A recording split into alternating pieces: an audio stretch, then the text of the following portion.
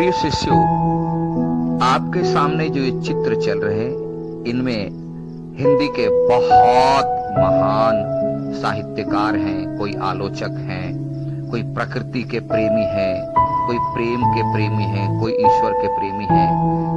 तो उनके चेहरों के साथ उनके नाम दिए जा रहे हैं। आप इन्हें याद रखें। एक हिंदी साहित्य के विद्यार्थी होने के नाते आपकी पाठ्य पुस्तकों में इनकी रचनाएं पढ़ने को मिलेगी, जिसे हम लोग पढ़ेंगे, और बोर्ड परीक्षा तक में इनके नाम और इनके काम और इन्हें किस नाम से पुकारा जाता है, किस धारा के कवि हैं, इनसे संबंधित प्रश्न पूछे जाते हैं। इसलिए आप इन्हें भी सम्मान के साथ याद रखेंगे। गुड मॉर्निंग बच्चों और मेरे अभिभावक को सुप्रभात, प्रणाम, सत श्री अकाल, अस्सलाम वालेकुम। लेकिन ईश्वर ने हम लोगों में स्वर्ग बनाने की क्षमता हमारे अंदर पहले ही भर दी है। इसलिए बार बार बातें सामने आती है और आपसे शेयर करता रहता हूं कि सबसे पहला काम करना चाहिए व्यक्ति को कि अपने अंदर की क्षमता को पहचाने, वो खुद को पहचाने और उसके अंदर जो क्षमता है उसका सदुपयोग करें। बस दो काम करना है। दिनकर जी ने यहां यही बातें कही क्योंकि उन्होंने भी अपने को पहचाना, अपनी क्षमता को पहचाना और उसका सदुपयोग किया, जिसके चलते उन्हें भारत ने राष्ट्र कवि की पदवी दी और उनके नाम के आगे एक उपनाम जोड़ा, दिनकर, अर्थात सूर्य, कि जिस प्रकार सूरज अपने प्रकाश से पूरी धरती को प्रकाशित करता है, उसी तरह इनके विचार मनुष्य के जीवन को प्रकाशित करता है।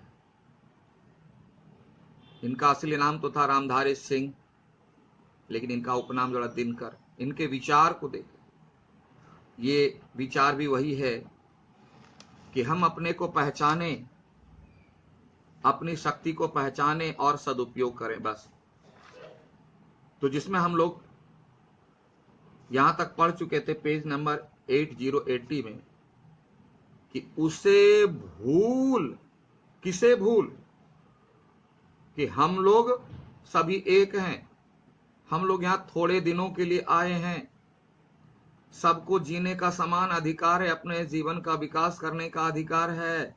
ये भूल जाते हैं और याद क्या रहता है, सिर्फ हमको जीने का अधिकार है, सबको मार दो, सबको मार दो, सबसे छीन लो, सिर्फ मैं रहूंगा। ये बातें आ जाती है। और ये बातें क्यों आती है, इसके पीछे कारण क्या है? अविश्वास। अविश्वास किसके प्रति? जिससे मैं हूं, जिससे हम हैं, उसी के प्रति, ईश्वर के प्रति। और क्या होता है? उसे भूल व फंसा परस्पर ही शंका और भय में, शंका में, डाउट में, और डाउट से जो भय हुआ, बस ये दो के चक्कर में फंस गया। और इससे हुआ क्या कि अपने वह सेल्फिश बन गया, स्वार्थी बन गया। उसे विश्वास नहीं रहा। किस बात पर? किस पर? आगे का स्टेज हम देखें। प्रभु के दिए हुए सुख इतने, यानी प्रभु ने, यानी ईश्वर ने इस धरती पर इतने सुख दिए हैं, इतने दिए हैं, इतने दिए हैं कि वह चारों तरफ फैला हुआ है। प्रभु के दिए हुए सुख इतने हैं, विकीर्ण, विकीर्ण मतलब फैला हुआ, बिखरा हुआ है चारों तरफ, जो चाहे ले सकता है धरती पर, धरती पर। अब यहां एक बात आएगी, जो लोग ईश्वर को नहीं मानते हैं, बोले ईश्वर नाम की चीज है ही नहीं, तो ये सुख बिखेरने वाली बात कहां से आ गई? बहुत साधारण निवेदन है ऐसी सोच वालों के लिए। आप ईश्वर शब्द को मत मानिए। कोई तो शब्द ऐसी शक्ति के लिए आप रखेंगे कि जिस शक्ति के आधार पर पूरी सृष्टि चल रही है, क्योंकि विज्ञान तो मानता है कि नो पावर नो मूवमेंट, बिना पावर के कुछ होने वाला ही नहीं है। तो कोई तो पावर है, तो आप ईश्वर शब्द से नफरत कीजिए, लेकिन उसके पीछे जो एक शक्ति है, जो पावर है, जो आप ही कहते, उससे तो आपको नफरत नहीं होनी चाहिए। तो वही शक्ति इतनी सारी चीजों की सुविधाएं उपलब्ध करा दी है पूरी प्रकृति में, इतनी सारी, कितनी भोग सके जो उन्हें जगत में भोगना, यानी उसका यूज करने वाला अभी तक संसार में है ही नहीं। यानी जितना अवेलेबल है उसको यूज करने वाला उतना आदमी ही नहीं है। यानी अगर 1000 के लिए भोजन है तो आदमी अवेलेबल है 500। एग्जाम्पल दिए। तो प्रश्न उठता है कि ऐसा तब क्यों है? पिछले क्लास में याद करो मैंने क्या बताया। यह जो हमारी सोच है ना, सोच, यह सोच अगर गलत होगी तो व्यवहार गलत होगा, और व्यवहार गलत होगा तो परिणाम गलत होगा। सोच को ठीक करनी है, और यह सोच खराब कहां पर हो गई है? उसे भूल वह फंसा परस्पर ही शंका में भय में, इसी में फंस गया। सोच यहीं पर उलझ करके रह गई। उन्हें विश्वास होना चाहिए कि धरती पर यह जो यूनिवर्सल पावर है, अनसीन पावर है, जिसे सामान्य व्यक्ति ईश्वर के नाम से जानते हैं, गॉड के नाम से जानते हैं, उन्होंने प्रकृति में इतनी सारी चीजें भर दी है, बिखेर दी है, कि उतना भी मनुष्य नहीं है कि जो उसको यूज कर सके, भोग सके जो उन्हें जगत में कहां अभी इतने नर, यानी इतना पैदा ही नहीं हुआ। नर मतलब आदमी पैदा ही नहीं लिया, यानी डिमांड से ज्यादा सप्लाई है। लेकिन विश्वास नहीं है ना, डरा हुआ, इसलिए तिजोरी में बंद कर रहे हैं, स्विस बैंक में बंद कर रहे हैं। लेकिन दुर्भाग्य यह है कि वह अभी उसके काम नहीं आता है, उसके पहले ही डेथ कर गए। पैसा करोड़ों का है, लेकिन डॉक्टर बोला ला इलाज है, नहीं बचेगा। क्या आया पैसा काम? पैसा संजो के रखे हैं कि बुढ़ापे में काम देगा। कोई व्यक्ति लूट के चला गया, या ऐसी बीमारी हो गई, पैसा रखा हुआ है, डॉक्टर बोला कोई इलाज नहीं है, क्या काम आया पैसा? तो ये सारी मिथक हैं, मिथक यानी झूठी बातें। उसी पर लोग विश्वास करके अपनी जिंदगी को चला नहीं रहे हैं, दौड़ा नहीं रहे हैं, भगा रहे हैं भागम भाग में, और इसीलिए परेशानी है। अगर ये बातें हम लोग याद रखें तो धरती स्वर्ग बन जाएगी। अगले छंद में देखिए, सब हो सकते तुष्ट, यानी पृथ्वी पर जितने जीव जंतु इवन हैं, मनुष्य की तो बात, सब तुष्ट हो सकते हैं, यानी सैचुरेटेड स्थिति में आ सकते हैं, पूर्ण संतुष्टि, एक सा बराबर सब। कैसे? मूल मंत्र, सब सुख पा सकते हैं, सबको सुख मिलेगा, बराबर मिलेगा, और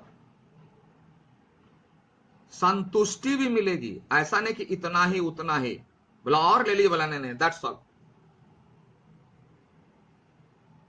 कब चाहे तो, अगर आप चाह लेंगे, क्या चाह लेंगे? ऊपर की लिखी हुई बातों को मान लेंगे। हम यह महसूस करेंगे कि यह धरती सिर्फ हमारी नहीं है, सबकी है, सबको अधिकार है, सबको जीने का, शिक्षा पाने का, अपना विकास करने का अधिकार है। हम भी किसी को डिस्टर्ब ना करें, हमें भी कोई डिस्टर्ब ना करे। नंबर 2, हम इस बात से डरे नहीं कि हमारा आगे क्या होगा। हम इस डर से कलेक्शन करना ना शुरू कर दे, तिजोरी में, स्विस बैंक में भरना। अगर अब यह चाह लें, यानी सोच बदल लें, तो पल में धरती को स्वर्ग बना सकते। एक पल में हम सोचे और धरती स्वर्ग बनी। लेकिन सबसे बड़ी तकलीफ की बात है कि हम लोग सोचते ही नहीं, हमें विश्वास नहीं है, हमें महापुरुषों की बातों पर विश्वास नहीं है, धार्मिक ग्रंथों पर विश्वास नहीं है। विश्वास किस पर है? जो हम पड़ोस में देखते हैं। लेकिन पूजा करते हैं धर्म ग्रंथ की। कोई पूछता है आप किस धर्म को मानते हो, तो बोलो मैं ईसाई धर्म को मानता हूं। बोले आपके गॉड? बोला प्रभु यीशु। आप किसको मानते हो? तो इस्लाम धर्म को, मोहम्मद पैगंबर हमारे हैं। आप किसको मानते हो? तो प्रभु श्री राम, हरे कृष्ण। लेकिन उनकी बातों को नहीं मानते, उनकी बातों को फॉलो नहीं करते। किसको फॉलो करते हैं? पड़ोसी को। तो पड़ोसी की पूजा करनी चाहिए ना। तो जब तक हमारी सोच नहीं बदलेगी, सोच से ये जो ऊपर वाली बातें कहें, दिनकर जी ने कही, वह नहीं बदलेगी, तब तक स्वर्ग नहीं बन सकता। तो यह हमारी इच्छा पर निर्भर है कि हम धरती को स्वर्ग बनाए या ना बनाए। यह हमारी इच्छा पर निर्भर है कि हम अपने जीवन को सुखमय बनाए या नहीं बनाए। हमारी इच्छा पर है। हमारी इच्छा पर है कि हमें जो मिला है उससे संतुष्ट हो या कुछ गलत काम करें। जहां चाह वहां राह। तो दिनकर ने कहा कि हमारी अगर सोच बदल गई, इन सारी बातों को ऊपर जो कही, अगर वह याद रखें तो हमारी सोच बदल जाएगी। और अगर सोच बदल गई तो व्यवहार में परिवर्तन आ जाएगा। और अगर व्यवहार में परिवर्तन आ गया तो रिजल्ट द बेस्ट आ गया। तो बस आपको सोच को थोड़ी सी बदलनी है। विश्वास के साथ बदलिए, समझिए, ट्राई कीजिए। हो सकता है आपके जीवन में ये स्वर्ग आ जाए। पूरी धरती पर आए या ना आए, स्वर्ग बना सकते हैं तो कम से कम अपने जीवन को स्वर्ग तो बनाने का प्रयास करें। यही साहित्य है। Okay, thank you, have a nice day.